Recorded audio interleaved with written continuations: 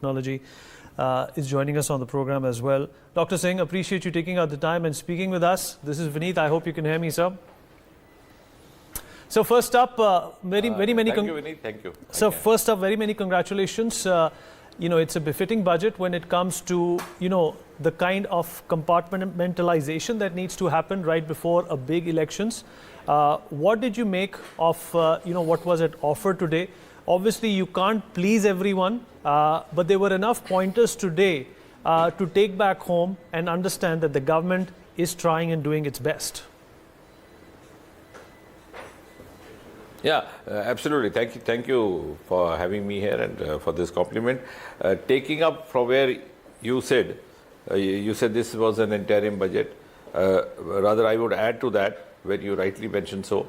The interim budget happens in an election going year and is followed by a full-fledged budget which happens in the beginning of the monsoon sessions around July or August.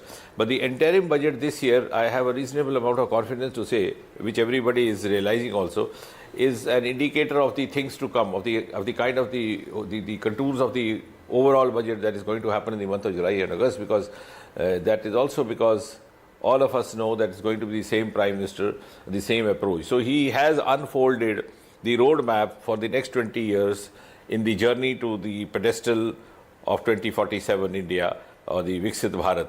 And there is a certain amount of continuity which has happened right from the day he took over as Prime Minister from the year 2014. And as far as the budget is concerned, I think it is inclusive.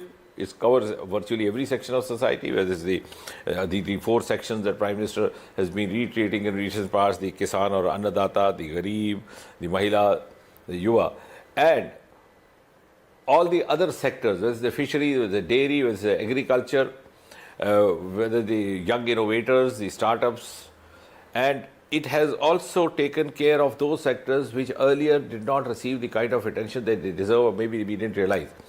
For example, in the last budget and also continuing in this budget, as the Finance Minister mentioned, there have been nearly 70 lakh beneficiaries of Pradhan Mantri Swanidhi Yojana, the street vendors. Now, this is a country or a society which had actually got indifferent to the plight of the street vendors. We hardly looked the second time at a street vendor on the roadside. But now the street vendor is being given support with respect. Similarly, the Vishwakarma Yojana, a section of society which was earning its livelihood through its traditional methods of handicraft and other kind of artisanship, which was dying down. So they were both serving dual purpose of earning their livelihood and at the same time keep the Indian civilization alive.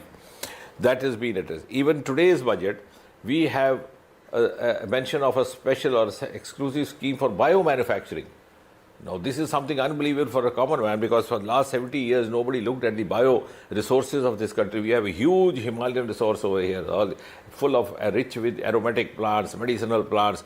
For the first time, we have realized the benefits of Purple Revolution, which was depicted in the Republic Day parade this year. We have more than 4,000 now agri-startups. So agriculture was the exclusive domain, but we got stuck up that startup may be only IT. So this could have been explored. Deep sea mission is another area which finds mention even in today's budget. Prime Minister spoke about it twice from the ramparts of Red Fort in his Independence Day address of 2023, 2022, consecutively 2 years.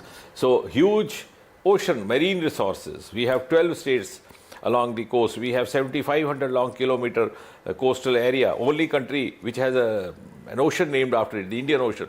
We never looked at our natural resources which had come to us by legacy. The first time we are heading. And this is going to add value to our further growth towards 2047 India. So I think every section virtually has been, and the experiments conducted by this government in the last 10 years, which sometimes sounded a little out of box, have also started showing dividends. Like for example, GST recording a collection of more than 1 lakh crore or 1.66 lakh crore, or DBT giving you benefit of nearly 3 lakh crore saving by doing away with the middlemen. These are some of the initiatives which when they happened, sometimes it became a little difficult to comprehend how they would be taken, but they have now started showing dividends, and also very futuristic. The emphasis on solar power, that is also included in this budget. The allocation increased from nearly 4 lakh to 8,500 crore or so. The semiconductors, which is going to be the part of the new scientific revolution, because we are already into quantum technology. We are just 5 or 6 countries in the world. Now gone are the days when we were 1 or 1.5 decade behind others. For example, if the television happened in USA in 1950s, it happened in India only in 1971. Computer also happened about 2 decades later. Now we are at the same pace, rather ahead of them in more ways than one. Like example, we are the first to land at South Pole of the moon. So that also has been taken into consideration.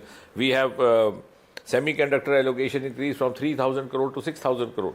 So I think a budget which takes care of Indian ethos and at the same time makes optimum use and gives optimum emphasis on science, technology, innovation, realizing, as once Sir C.V. Raman said about 100 years ago, when somebody asked him what could be the secret of India's success, he said science, and still more science. And I think for the first time, that has been realized at the level of the political leadership. Absolutely, sir. And you know, there was something that the finance minister also enunciated and articulated, and of course that from time to time, from decade to decade, does go on to show and, you know, basically configure what a particular government has been trying to achieve, you know, from Jai Kisan to Jai Jawan to Jai Vigyan to Jai Anusandhan. Do you think that perhaps is a compendium, a synopsis of what this government is trying to achieve? Because let's not forget, sir, India is a young country, fueled, driven, propelled, with no pun intended, by innovation and technology. Absolutely, absolutely. I see that is the crux of what I absolutely agree with you. In fact, this corpus also which you mentioned is going to strengthen that entire ecosystem which has raised India to rank 3 in startups. I mean, it's amazing. In 2014, when Prime Minister spoke about Startup India in his Independence Day address of 2015, many of the Indians found it difficult to comprehend what it meant. Today, we are the leaders in that startup movement, and that's happened because we could create a supportive ecosystem. And one of the components of that is the Anusandhan National Research Foundation, which was established in 2023. So, National Research Foundation, which is, I think, a better version of the National Research Society of America, and it has been appropriately named as Anusandhan, as you refer to Prime Minister's emphasis on Jai Anusandhan. And that also is going to be reinforced by these decisions like allocations of the kind mentioned in this corpus of 1 lakh crore. So all this is going to overall strengthen. Plus though it's not part of the budget, but I feel tempted to add the National Education Policy 2020, NEP 2020, where you have the exit and entry, provisions. So the student is no longer the prisoner of his aspiration. He can allow himself to be guided by his aptitude, his growing talent, his evolving experience, and can change his stream of working. So all this will form a holistic ecosystem supported appropriately with the financial assistance that is required. So this is, short of a populist budget. If it was a populist budget, the opposition would have been up in arms that it's the election year and that's why, it is a populist budget. Do you concur with the fact that why this is not a populist budget is merely because of the fact that the government has done its homework for the past 1 decade? Rightly so, and I think while agreeing with you, I would add to that Prime Minister Modi, I think when somebody writes the history, one of the highlights has been that his approach has also sought to change our political culture, our mindset. Like for example, take the case of PM Awas Yojana. We have 3 crore Pakka houses and 2 crore more planned for the next 5 years. List is prepared by the collector. Nobody asks whose house it is, what is the caste, what is the creed, what is the religion. Not even asked what is their vote preference or political leaning. There may be number of families who may not have voted for BJP in the last election. So it's not an approach of appeasement. As Prime Minister said, जहाँ जिस चीज़ की कोताही रह गई हम उसकी पूर्ति करेंगे. So we'll reach out where we are required.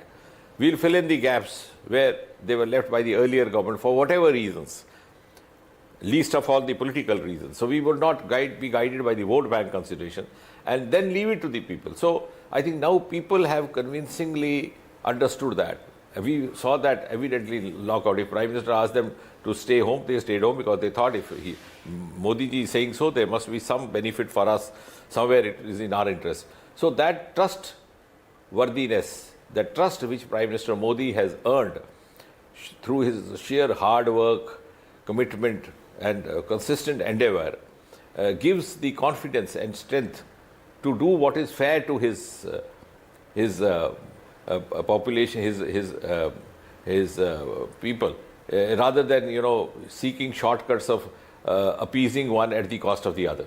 And I'm sure this is going to change the entire political culture for all the times to come. Well said, sir. Well said.